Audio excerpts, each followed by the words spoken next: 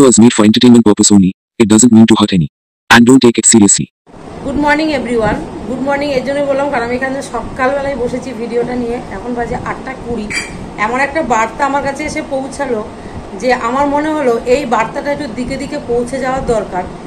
ঘটনাটা কি, ঠিক আছে, ঘটনাটা কি আমার মনে হয় এটা ঠিকঠাক ইনকোয়ারি কিংবা ঠিকঠাক সঠিক জিনিসটা যেন বেরিয়ে আসে, তার জন্য আমার এই ভিডিওটা। তো তোমরাও যারা যারা জানো অবশ্যই আমার ভিডিওতে কমেন্ট করবে ঘটনাটা এক্স্যাক্টলি ঘটনাটা কি। তো আমাকে খুন করে দেওয়ার চেষ্টা চলছে। সমাজে যত সব সমাজ যত সব আর কি যত আছে সমাজসেবক সংগঠন, আমি বড় বিপদে, তোমরা আমাকে বাঁচাও, আমার পাশে থেকো। কিছুদিন আগে বগুলাতে আমাকে এক নিতাই সাহা নামে আর দুই অলোক নামের একটি ছেলে ধারালো অস্ত্র দিয়ে আঘাত করেছে। আমি চিকিৎসাধীন, বড় বিপদে, প্রচুর পরিমাণে শেয়ার চাই। ওকে, প্রচুর পরিমাণে শেয়ার চাই। আচ্ছা, এবার শোনো যে বিপদে আছে তার বয়ান, তারপরে আমি আসি আমি কিছু কথা নিই।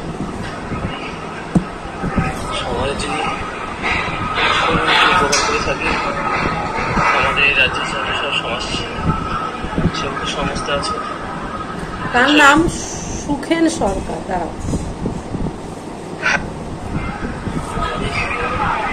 আমি সুখেন সরকার। আমি একজন সমাজসেবক। আমি সমাজের যদি উপকার করে থাকি, আমাদের এই রাজ্যের সব সমাজ সেবকের সংস্থা আছে, যেসব এনজিও আছে আমার পাশে থাকে। আমি আজ বড় বিপদে, আমি সব বলতে পারছি না। আমার নামে মিথ্যা কেস, আমাকে অ্যারেস্ট করার হুমকি, আমাকে প্রাণে মেরে ফেলার হুমকি। আমি আজ এত অসুস্থ, আমি হাসপাতালে ভর্তি। এখানেও গুন্ডা পাঠানো হচ্ছে চারিদিকে, আমাকে মেরে ফেলার চক্রান্ত চলছে। আমাকে তোমরা বাঁচাও। আমাকে বগুলাতে নিতাই বিশ্বাস ডায়াগনোস সেন্টারে ওনার পুতুল বিশ্বাসের ড্রাইভার নিতাই আর ওনার বাড়ি কাজ করে লজে অলোক আমাকে এমন মার মেরেছে, আমাকে ধারালো অস্ত্র দিয়ে আমাকে আঘাত করেছে। আমি চিকিৎসাধীন, আমি জানি না আমি বাঁচবো কিনা, কিন্তু বাইরে বেরোলে আমাকে মেরে ফেলবে।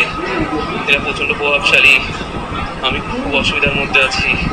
যত সব সংস্থা আছো, যত সব এনজিও আছো, তোমরা আমার পাশে দেখো। আমার মা বাবা কেউ নেই এই পৃথিবীতে, আমি একা। আমি সমাজের কত রকম মানুষের পাশে থেকেছি, কত উপকার করেছি, কোনোদিন কারো কাছ থেকে 1 টাকাও নিইনি। আজ আমার এত বড় বিপদ, চারিদিকে শত্রু আমাকে গ্রাস করেছে।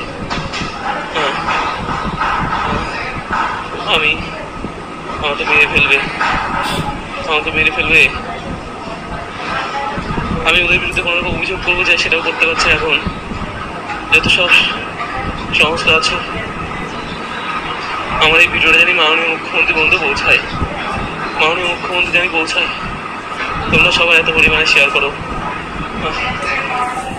আমাকে জানি বাঁচাও। আচ্ছা, ঘটনাটা হলো তোমরা শুনে নিলে তার কথাটা। সে সুখেন সরকার, সে একজন সমাজসেবক। তো তাকে দুজন মানুষ মিলে খুন করার চেষ্টা করা হচ্ছে। তার পৃথিবীতে কেউ নেই, বাবা মা নেই, পৃথিবীতে কেউ নেই। তোমরা এটাকে এত পরিমাণ শেয়ার করো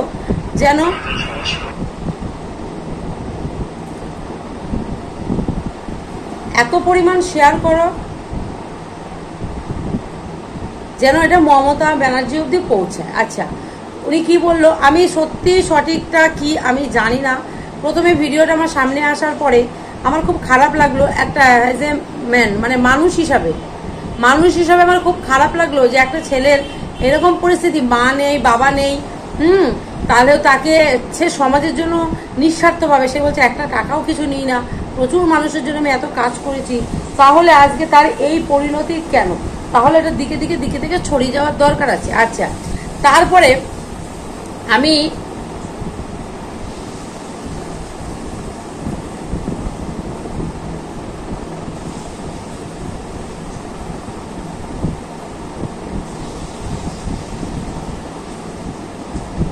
আচ্ছা, তারপরে আমি কি করি, তার কমেন্ট সেকশনটাতে যাই, যে ঘটনাটা কি দেখি, তাকে কত মানুষ চেনে, এটা তো মানুষে কিছু একটা তাদের প্রতিবেদন দেবে, তাদের একটা মতামত নিশ্চয় এখানে তারা প্রকাশ করবে। তো আমি গেলাম, আমি নাম কারণ নেব না, প্রচুর কমেন্ট ফেসবুকে থেকে প্রচুর কমেন্ট কিন্তু পড়েছে। তো এখানে কিছু মানুষ তাদের সহানুভূতি জানিয়েছে, আর কিছু মানুষ তাকে কিভাবে কি বলেছে শুনুন।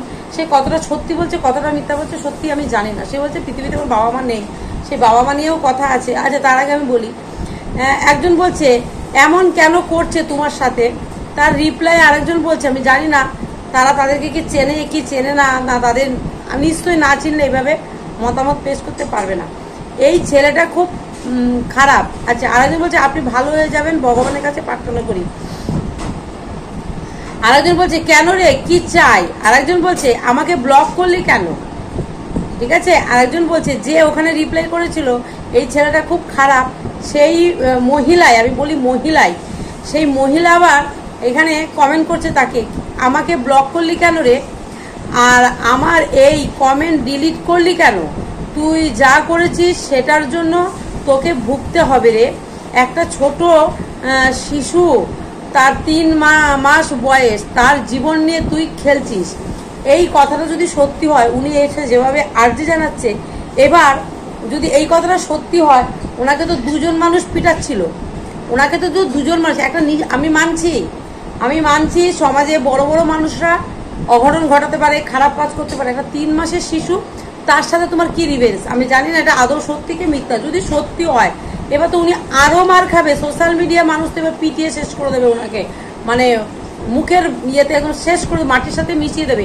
যে একটা 3 মাসের বাচ্চা, তার মধ্যে কোনো রিভেন্সের কোনো ইয়েই থাকতে পারে না, তার সাথে তোমার কি রিভেন্স? ঠিক আছে, তার কমেন্টটা 3 মাস বয়স, তার জীবন নিয়ে তুই খেলছিস। তুই যদি এতই ভালো মানুষ, তাহলে তোর পরিবারের সাথে কেন সম্পর্ক নেই বল? সে বললো কিন্তু ওর বাবা মা কেউ নেই পৃথিবীতে, ও একা।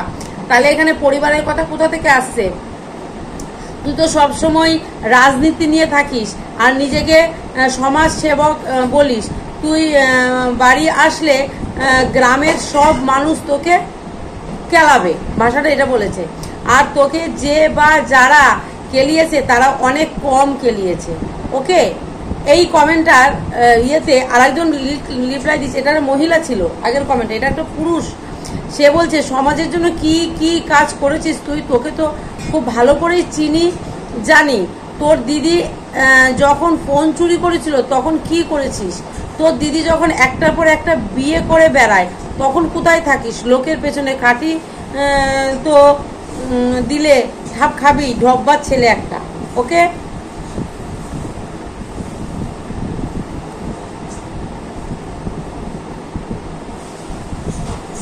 আচ্ছা, আরেকজন বলেছে সুখেন ঘুমাচ্ছে, আমি সুখেনের কে তোকে সেটা পরে বলবো। তুই যা কথা বলছিস আর তোর বিরুদ্ধে খুব তাড়াতাড়ি এফআইআর জমা দেব।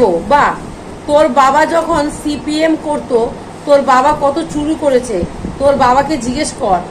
সে কিন্তু বলেছে তার বাবা বেঁচে নেই, বাবা মা কেউ নেই, তাহলে বাবাকে জিজ্ঞেস কর। তার মানে তাদের খুব কাছের লোক, তাহলে মানে বাবা মা বেঁচে আছে, তাহলে তার কথাতে অনেক অসংগত মনে হচ্ছে। এবার জানি না কোনটা সত্যি কোনটা মিথ্যা, আমি আমার নিজস্ব একটা ওপিনিয়ন মতামত দিচ্ছি। হ্যাঁ, কারণ আমার মনে হচ্ছিল সেটার পাশে দাঁড়ানো দরকার, কিন্তু তারপরে কমেন্টগুলো দেখে মনে হচ্ছে এ তো বিরাট একটা কি খেলা চলছে। হ্যাঁ, কর।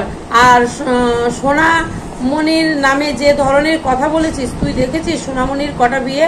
তোর বাবা বিয়ে দিয়েছে না সোনামণির বিয়ে খেয়েছিস? সুখেন যা সমাজের কাজ করেছে তার সমস্ত ডকুমেন্টস ওর কাছে আছে।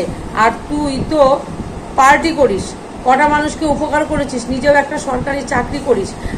আচ্ছা, সে বলছে চাকরিও থাকে, সে নাকি চাকরিও করে। আচ্ছা, সরকারি চাকরি করিস, করে বেড়াস, আর গুন্ডাগিরি দাদাগিরি সোনামণির নামে যে ধরনের চুরি, যে ধরনের বিবাহিত জীবন নিয়ে বাজে কথা বলেছিস, তার জন্য তোকে এফআইআর দেখবো তোর কোন বাবা তোকে বাঁচায়। এসপি